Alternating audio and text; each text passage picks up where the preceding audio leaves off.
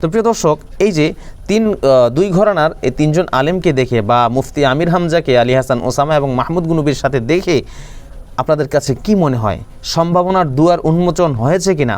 বা আলী হাসান ওসামা যে কথাগুলো লিখেছেন মুফতি আমির হামজার ব্যাপারে, যে অনেক ভুল বোঝা ছিল, পাস্ট ইজ পাস্ট, পিছনে যে আপনাদেরকে নিয়ে অনেক সমালোচনা করেছি, এখন সেই ভুলগুলো দূর হয়ে গেছে, সেগুলো ভুলই মনে করেন, সেগুলো আর এখন ভিন্ন নজরে দেখার দরকার নাই। আসসালামু আলাইকুম রহমতুল্লাহি ওয়া বারাকাতুহু। প্রিয় দর্শক, আশা করি সবাই ভালো আছেন।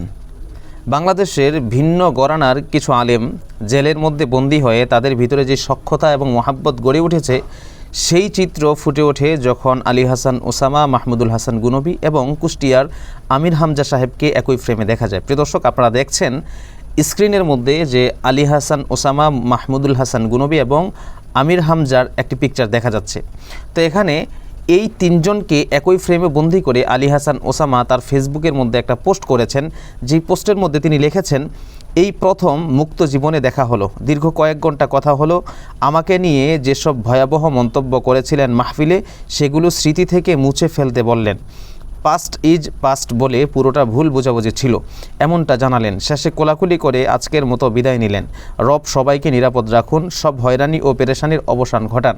এই পোস্টটি করেছেন মুফতি আলী হাসান ওসামা সাহেব।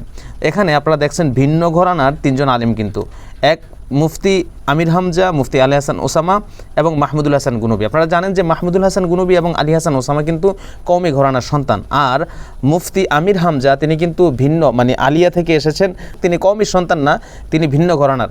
তো সেই দিক থেকে কওমি ঘরানার আলেমদের প্রতি মুফতি আমির হামজার কিন্তু অনেক বিদ্বেষ ছিল এবং অনেক সময় অনেক উগ্র বক্তব্যও দিয়েছেন তার মাহফিলের মধ্যে।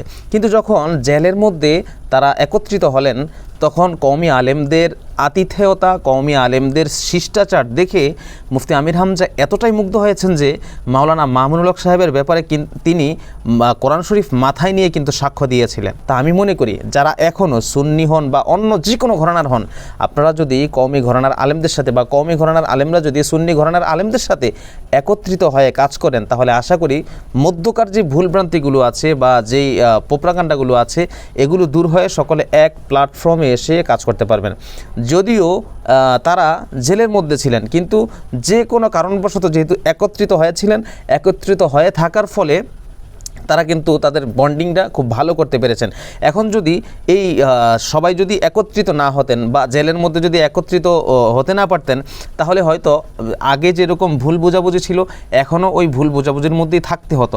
কিন্তু আল্লাহ পাক এই জেলের মধ্যে যাওয়ার পরে তাদের ভিতরে যে একটা আন্ডারস্ট্যান্ডিং দিয়েছেন, যদি এখন বর্তমানে যারা সুন্নি বলেন বা অন্য যে কোনো ঘরানার আলেম বলেন, তারা যদি কওমি আলেমদের প্রতি যে বিদ্বেষ রাখে, এই বিদ্বেষটা যদি দূর করতে চায়, তাহলে আমার কাছে মনে হচ্ছে সকলে একত্রিত হয়ে বসে চা পানের দাওয়াত দিয়ে, বা দাওয়াত না হোক এমনি যে কোনো একটা সেমিনার হোক বা অন্য কোনো কারণে হোক, সকলে যদি একত্রিত হয়ে কথা বার্তা লেনদেন করেন, তাহলে আশা করি এই ভুলগুলো দূর হয়ে যাবে।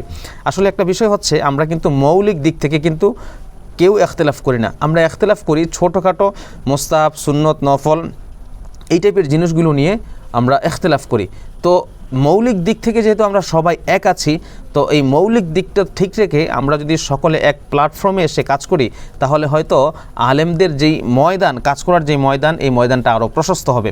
আর যদি এই ময়দানে সবাই যদি একত্রিত না হয়ে একজন আরেকজনের বিরুদ্ধে প্রোপাগান্ডা ছড়ায়, একজন আরেকজনকে ওয়াজের ময়দানে গালিগালাজ করে, একজন আরেকজনকে বিভিন্ন ভাষায় কটু কথা বলে, তাহলে কিন্তু আপনার এই ওয়াজের ময়দানটা আস্তে আস্তে সংকীর্ণ হয়ে যাবে, বা দাওয়াতের যে ময়দানটা এটা আরেকটু সংকীর্ণ হয়ে যাবে, যেটা বোঝা যাচ্ছে আলী হাসান ওসামা সাহেবের এই পোস্ট থেকে।